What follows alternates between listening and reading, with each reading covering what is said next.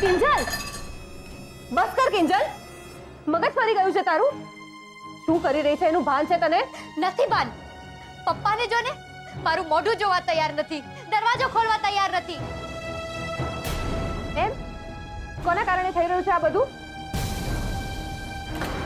એક તો વાત નથી માનવી, પોતાની મનમરજીનું કરે રાખવું છે અને પછી આવી રીતે રડે રાખવું છે.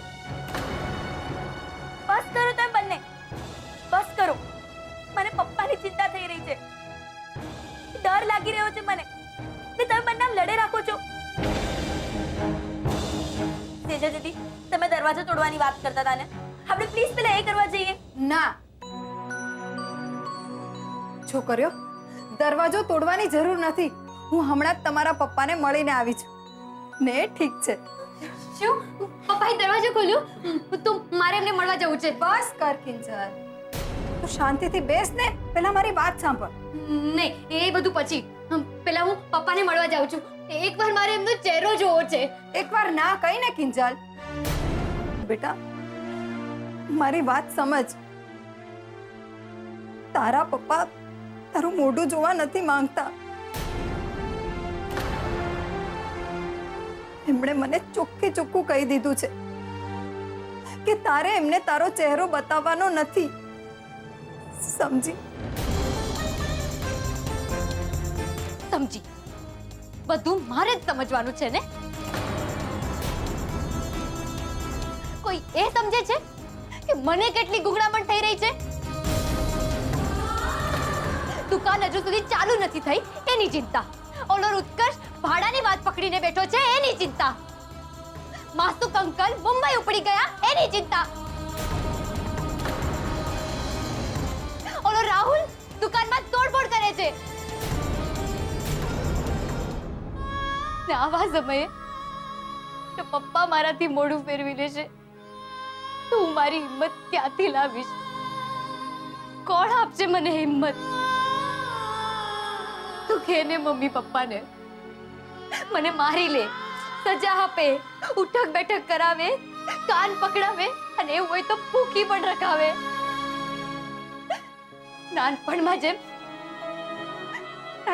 જેમ ભૂલ કરતીને મને સજા આપતા, તો એકવાર સજા પૂરી થઈ જાય એટલે પછી આમ ગળે લગાવતા મને. તો કે ને મમ્મી પપ્પાને, ખેની આ કિંજલ હજુ પણ નાની છે, એને ગળે લગાવે. પપ્પા, હું તમારી કિંજલ છું, તમારી કિંજલ. કે ને મમ્મી એમને, મને બધું જ કબૂલ છે, પણ એમનો આ મૌન નહીં. નહીં મમ્મી, નહીં.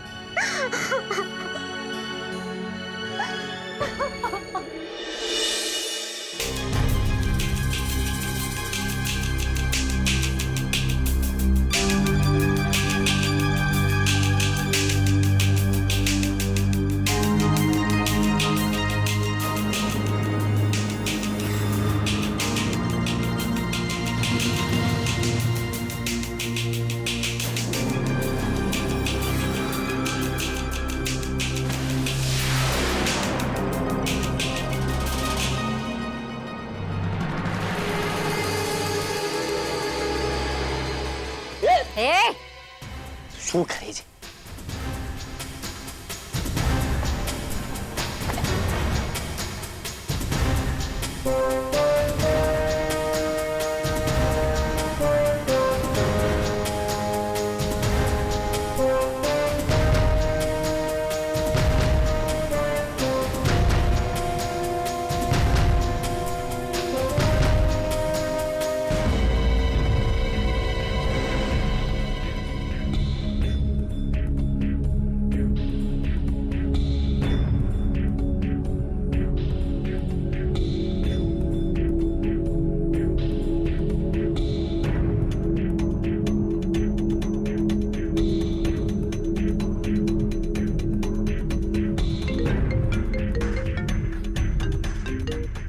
हेलो।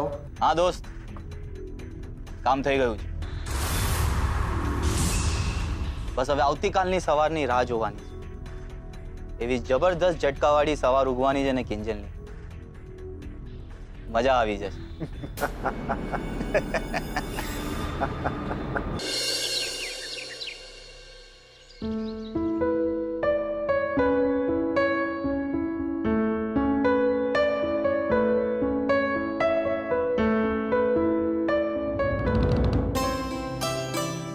કિંજલને ભાવતું સેવ ટમેટાનું શાક,